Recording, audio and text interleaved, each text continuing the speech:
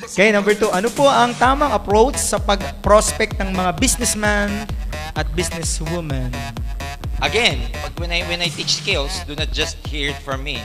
Ako, ang sasabihin ko sa inyo, personal experience ko. Yes, sir. Okay. Pag ako nagpo-prospect ng mga businessman, business people, ganito, let's say sa school, nagkataon sa school, ang mga karamihang classmates ng anak ko, ng children ko, kids. I have 2 kids, 2 girls. Karamihan ng mga co-parent ko, mga negosyante. Kung hindi man mga negosyante, mga highly professional people like lawyer ng M&M dito sa Philippines, mga ganong katitindi. Vice President ng Banco de Oro, mga big time talaga. O paano ka magpo-prospect pag ganon? Yung isa, importer, exporter ng textiles, mga big time. Siyempre, pagka co-parent, di ba, magre-recruit ako, exchange calling cards, ano sinasabi ko? Well, I'm into wholesale and retail of food supplements. And I'm the exclusive distributor in the whole Asia and Northern America. My supplier is Nature's Way and DSM of Europe. I have about 100 branches here in the Philippines. And my main office is AIC Burgundy Tower. Okay? Pag tinanong, anong ini-import mo? Ito, mga C24/7 supplements, good for ganito, ganyan.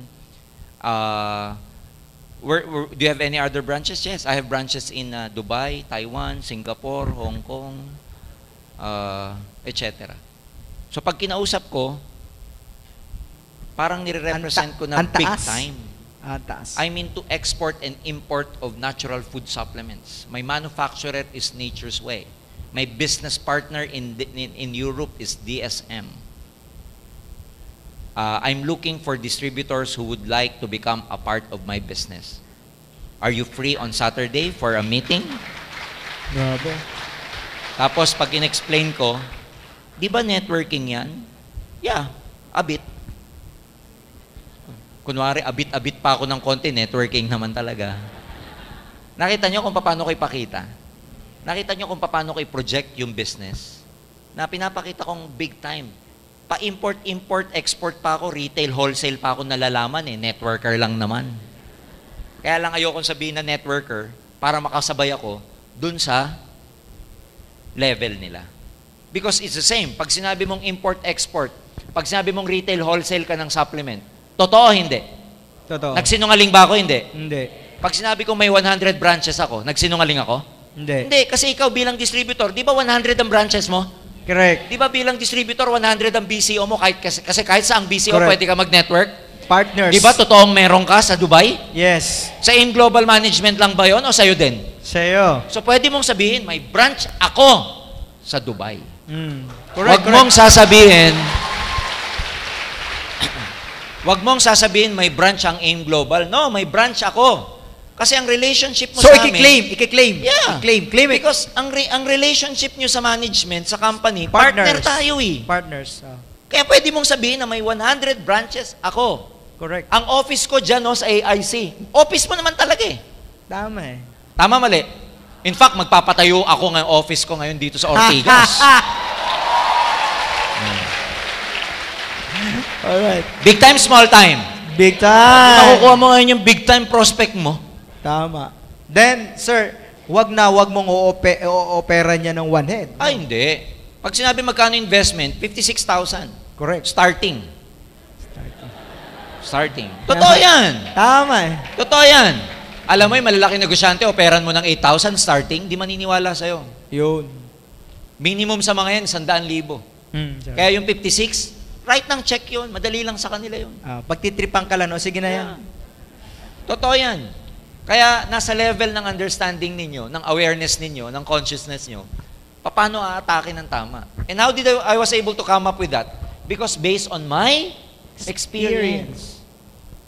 Hindi naman yung technique lang na dumating, no. Because of so many years in networking, you learn how to innovate. Paano ka mag-i-invite? O di ganun mo sabihin. Tsaka direct to the point, pag negosyo. Ako, sinasabi ko dati, I'm a distributor of pharma food supplements. My manufacturer is Nature's Way, based in the States. Saka wag kayong magpipresent na napakahaba pag businessman. Oo. Ilang minutes, sir? 15. 15 On top minutes. na yun. 15. So, huwag kayong Direct to the point. huwag kayong magde-demo dyan, ha? Hindi. Okay. Hindi mo pwedeng tanungin, may pangarap ka ba? Tapos ka ron. Huwag mo ilalatag, ito po ang mga pangarap niyo sa buhay. Oo. Magkano? Huwag, ha? Hindi mo pwedeng Diretso, yabangan ng kotse yun. Dahil minsan, mas magaganda pa kotse nila. Oh, huwag mong buangin sa kotse. Pero ang gusto-gusto ng negosyante, kikita siya, At magkano makakatulong. kikitain niya, gaano kabilis kitaan, Kitaan. bakit madali ang kitaan. Yun ang dapat tandaan niyo, yung bakit siya kikita, paano siya kikita, madali siyang kikita, mabilis siyang kikita. Yun ang gustong-gusto niya marinig. Dapat tas marinig niya yung milyon ang kikitain niya. Yung milyon. Computan nyo ng milyon ang kikitain niya. Yun ang gusto niya. Kasi ang negosyante, sanay yan sa malaking figure. Oo. Sanay yan sa milyon. Sanay Hindi sa yan yung kitaan. katulad ng kaibigan mo, pag sinabing 24,000, ha? Ang negosyante, pag 24,000, normal, okay. Totoo. Kasi yung mga yan, pwedeng kumita ng 100,000, 200,000 a day. Sanay sila dun sa figure na yon. Correct. So, lakihan nyo. Kaya minsan, hindi nyo napapasali kasi ang computation nyo masyadong maliit. Lakihan nyo po. Normal sa kanila yung naririnig yung milyon ang kikitain, kikita ng milyon a day. It's normal.